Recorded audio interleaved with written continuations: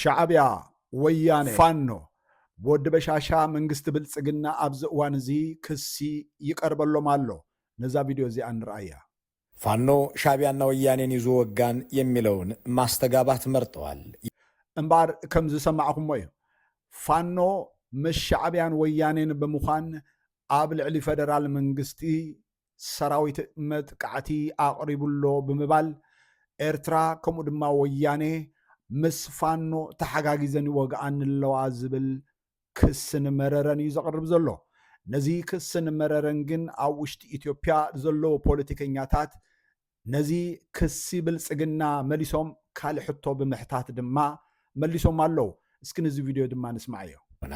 ህወሓትንም እዋጋለሁ ብለህ አውጀህበታል። ሻዕቢያን ልትወረው መዘጋጀትህን ይፋ አድርገሃል። ከፋኖ ጋር ገጥመሃል።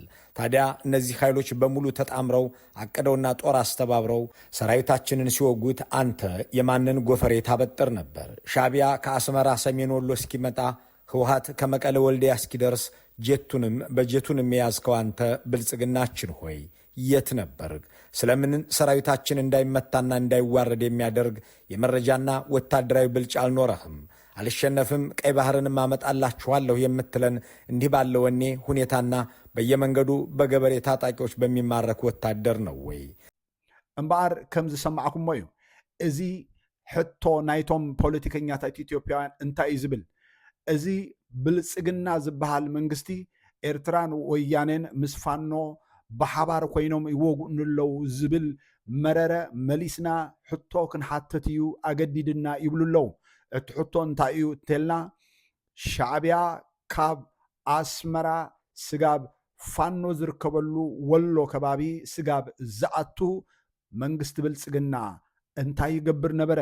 ከምኡ ድማ ሓይልታት ትግራይ ናብ ከባቢ ወሎ ስጋብ ዝኣቱ መንግስቲ ብልጽግና እንታይ ትገብር ነርካ?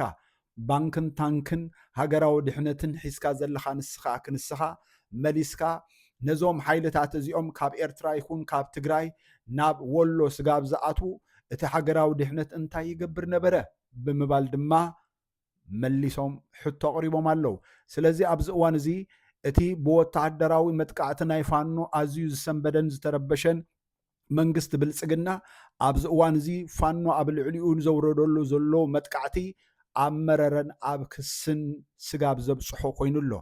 ኣብዚ እዋን እዚ እቲ ዝግበር ዘሎ ጽምዶ እውን ብውሽጢ ከምቲ ኣብ ዘሎ በሎ ኮይኑ ኣብዚ እዋን እዚ ግን ኣዝዩ ተስፋ ኣብ ዝቆርፀሉ እንደገና ድማ ብኢኮኖሚ ብዲፕሎማሲ እውን እንደገና ኣብ መጻበቦን ኣብ ፍጹም ውድቀትን ዝርከብ ሓይሊ ምዃኑ ምንጭታት ይሕብሩ ኣለዉ።